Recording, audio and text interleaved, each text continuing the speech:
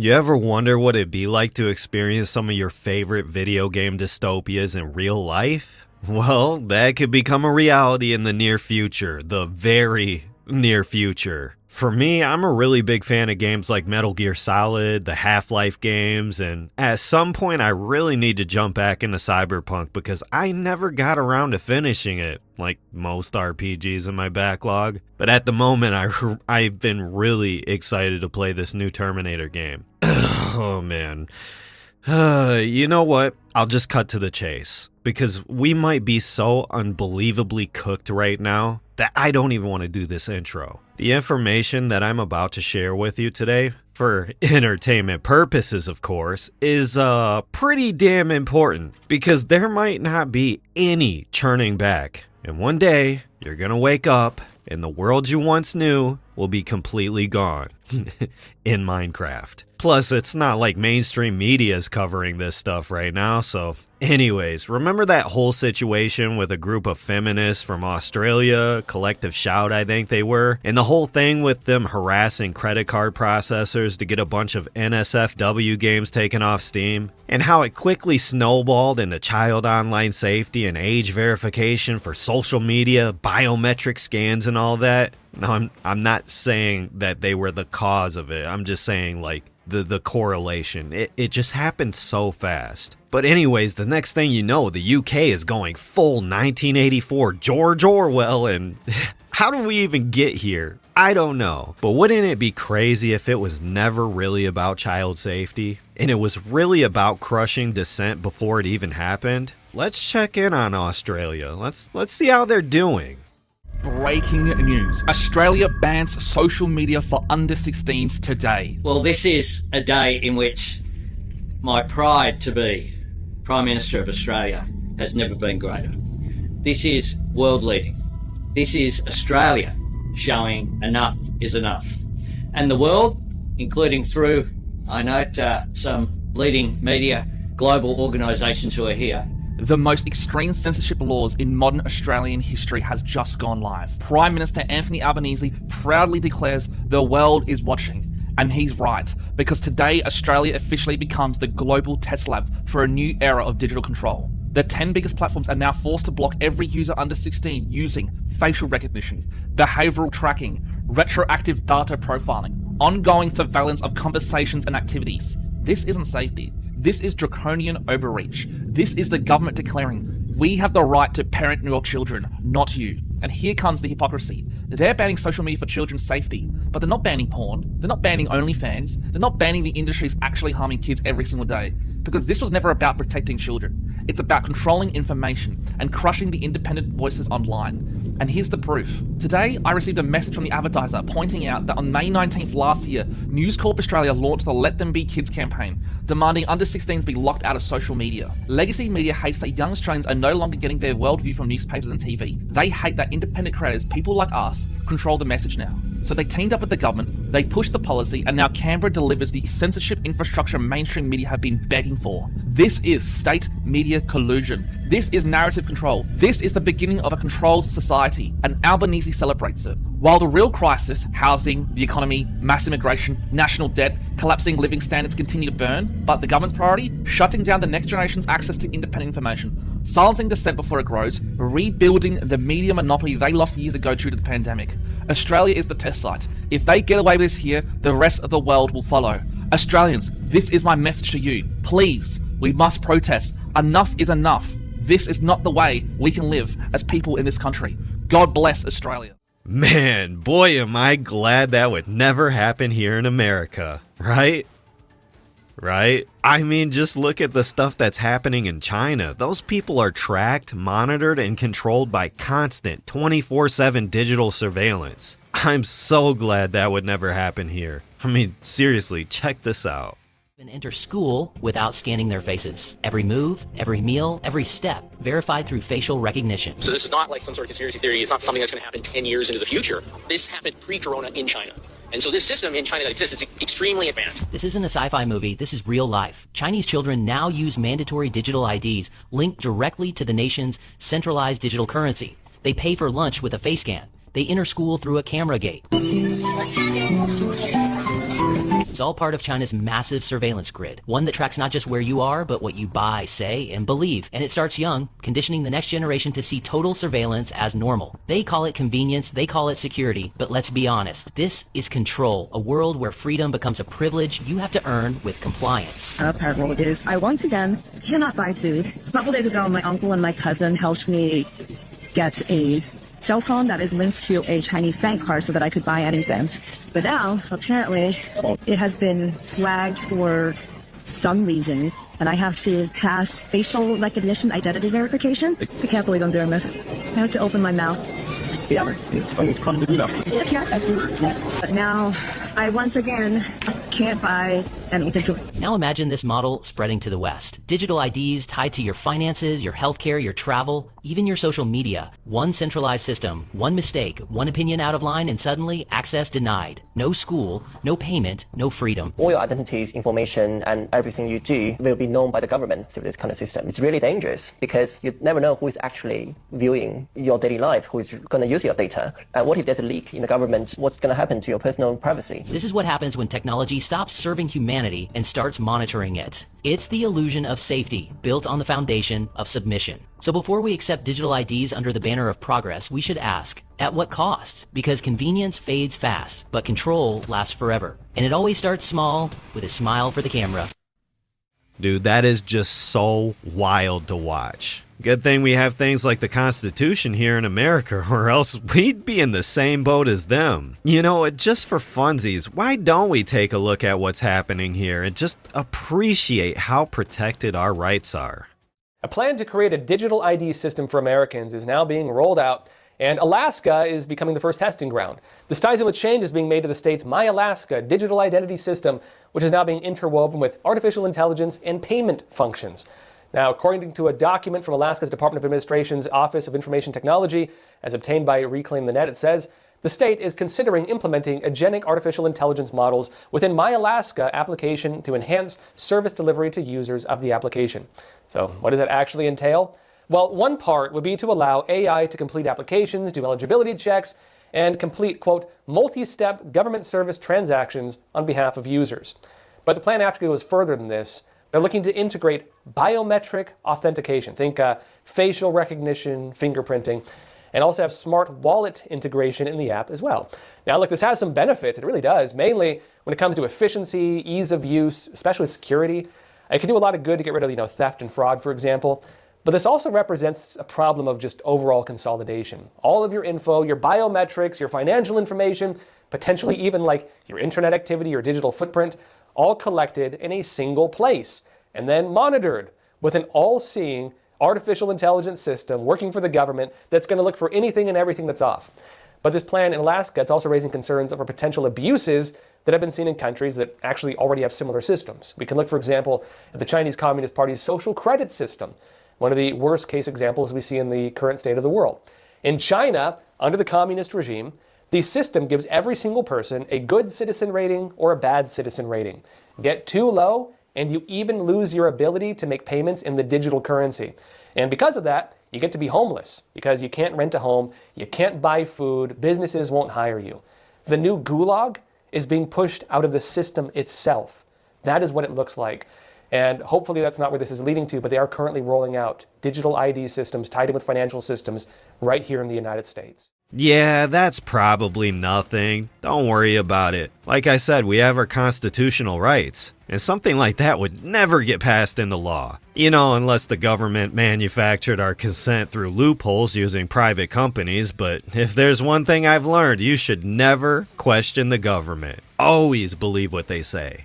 Stop scrolling and listen, because what Meta is about to do on December 16th is the biggest privacy invasion they've ever pulled off, and almost no one knows it's happening. Meta is about to start reading your private DMs and feeding every part of your digital life straight into their AI models. On December 16th, Meta is flipping on a brand new policy that basically gives them permission to read your private DMs and use everything you've ever sent to train their AI. And the way they're doing it is honestly wild. You're not opting in, you're automatically opted in by default. And if you don't hunt down a buried desktop-only opto, Meta gets full access to everything you've ever sent. And we're not talking about new messages going forward. No, they want the whole archive. Every DM, every photo, every voice note, every late-night conversation with your partner, every argument, every breakup message, every private joke, every family update, every client chat, even the stuff people sent to you. If it's in your inbox, Meta wants to feed it into their AI like your entire personal life is just raw material for their next product. And ask yourself something. Why bury the opt-out? Why make it confusing? Why make it desktop only when everyone uses the app? It's obvious. They don't want you to turn it off. They want to say you had the option while designing it, so 99% of people never find it. That's not transparency. That is a trap. And here's the part that should really piss people off. Once this starts, Meta basically gets a legal pipeline into the most private corners of your life. Not because you agreed, but because you didn't notice in time. That's the game. That's how they get you. December 16th isn't just a date.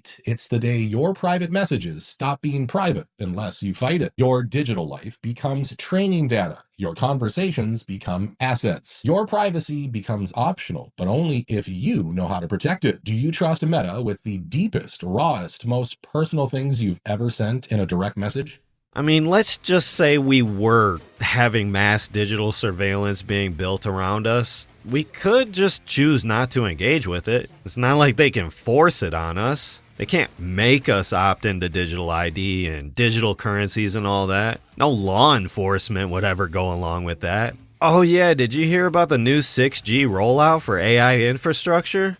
So we're taking the next logical step with a historic agreement on science and technology partnerships, and this will create new government, academic, and private sector cooperation in areas such as AI, which is taking over the world. I'm looking at you guys. You're taking over the world, Jensen. I don't know what you're doing here. I hope you're right. All I can say is we both hope you're right. But it's pretty amazing.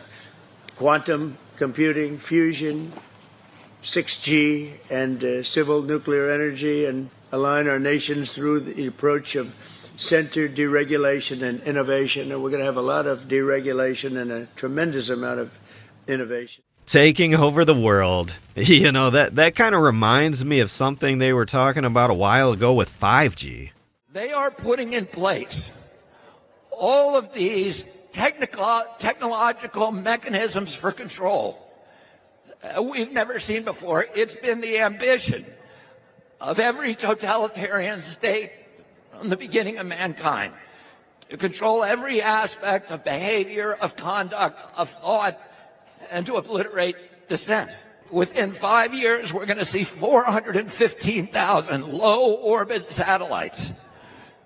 Bill Gates says his 65,000 satellites alone will be able to look at every square inch of the planet 24 hours a day. They're putting in 5G to harvest our data and control our behavior. Digital currency that will allow them to punish us from a distance and cut off our food supply.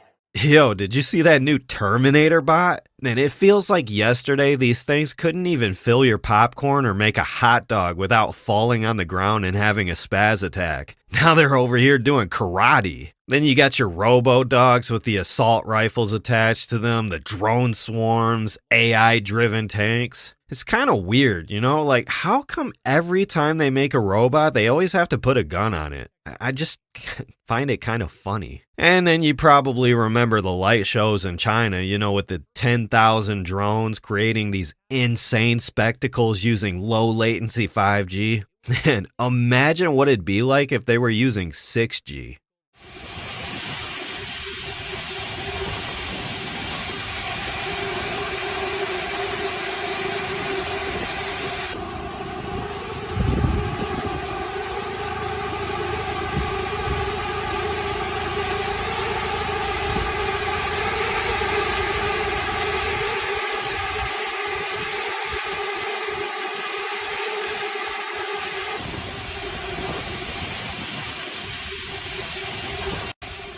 Just imagine those things swarming your house because you said something politically incorrect online. But not me, though.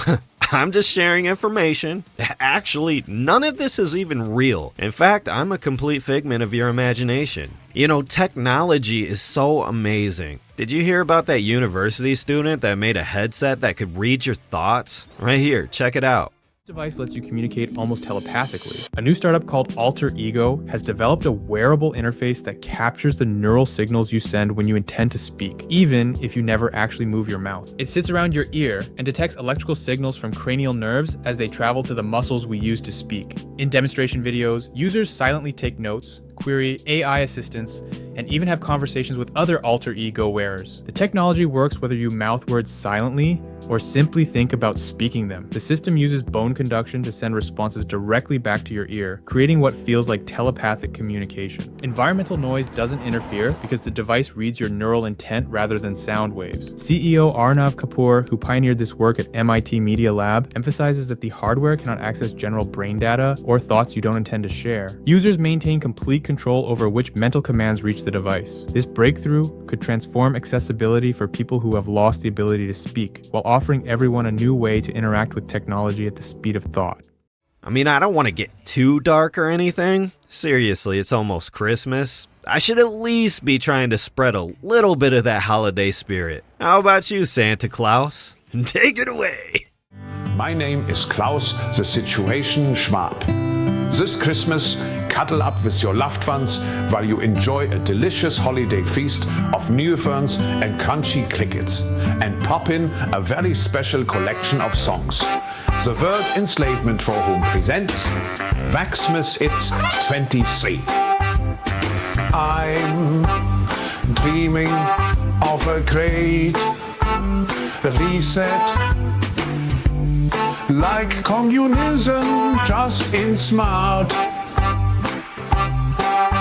With gene selection and ID detection and drone surveillance everywhere. Now, I know a lot of people are still pretty ingrained in the left-right paradigm. You know, go out and vote, the illusion of choice, and all that jazz. And in my opinion, though, I think that our two-party system is really just dual socialism, but hell, what do I know? All I know is if you're interested, you should really look into the World Economic Forum. I mean, that university student I just showed you, and man, they've been talking about this type of stuff for years, okay? Here, check this out. And I'll try to speed this clip up because it is a little lengthy. I'm Nicholas Thompson. I'm CEO of The Atlantic, and I will be your moderator today. We are going to have an incredible session. Star of the show is Nita Farahany. She's a futurist and legal ethicist at Duke, and she's so smart and so interesting. You're going to learn a ton. This is how it's going to work. We're going to watch a short video. She's going to come on stage and talk, and then we're going to do a little Q&A, questions from the audience, and that'll be a wrap, and you'll leave enlightened and excited. So first off, a video. It's going to make you see the future and understand a wonderful future where we can use brainwaves to fight crime, be more productive, and find love. Let's roll. You're in the zone. Even you can't believe how productive you've been. Your memo is finished, your inbox is under control, and you're feeling sharper than you have in a decade. Sensing your joy, your playlist shifts to your favorite song, sending chills up your spine as the music begins to play. You glance at the program running in the background on your computer screen and notice a now familiar sight that appears whenever you're overloaded with pleasure, your theta brainwave activity decreasing in the temporal regions of your brain. You mentally move the cursor to the left and scroll through your brain data over the past few hours. You can see your stress levels rising as the deadline to finish your memo approached, causing a peak in your beta brainwave activity right before an alert popped up, telling you to take a brain break. But what's that unusual change in your brain activity when you're asleep? It started earlier in the month. You send a text message to your doctor with a mental swipe of your cursor. Could you take a quick look at my brain data? Anything to worry about? Your mind starts to wander to the new colleague on your team, whom you know you shouldn't be daydreaming about, given the policy against intra-office romance. But you can't help fantasizing just a little. But then you start to worry that your boss will notice your amorous feelings when she checks your brain activity and shift your attention back to the present. You breathe a sigh of relief when the email she sends you later that day congratulates you on your brain metrics from the past quarter, which have earned you another performance bonus. You head home jamming to the music, with your work-issued brain-sensing earbuds still in. When you arrive at work the next day, a somber cloud has fallen over the office. Along with emails, text messages, and GPS location data, the government has subpoenaed employees' brainwave data from the past year. They have compelling evidence that one of your coworkers has committed massive wire fraud. Now, they're looking for his co-conspirators. You discover they are looking for synchronized brain activity between your coworker and the people he has been working with. While you know you're innocent of any crime, you've been secretly working with him on a new startup venture. Shaking, you remove your earbuds. What do you think? Is it a future you're ready for? You may be surprised to learn that it's a future that has already arrived. Everything in that video that you just saw is based on technology that is already here today. Artificial intelligence has enabled advances in decoding brain activity in ways that we never before thought possible. You've heard a lot about AI over the past few years. Here at Davos, it's been the talk of the hour. But I want to talk about it in a different way, which is the ability to decode brainwave activity. After all, what you think, what you feel, it's all just data. Data that in large patterns can be decoded using artificial intelligence. Consider this, the average person thinks thousands of thoughts each day. As a thought takes form, like a math calculation, you're happy, you're tired, you're hungry, you're elated. Neurons are firing in your brain, emitting tiny electrical discharges. As a particular thought takes form, hundreds of thousands of neurons fire in characteristic patterns that can be decoded with EEG, or electroencephalography, and AI-powered devices. In fact, what you're seeing here is my brain activity while I'm wearing a simple device like the one on the right.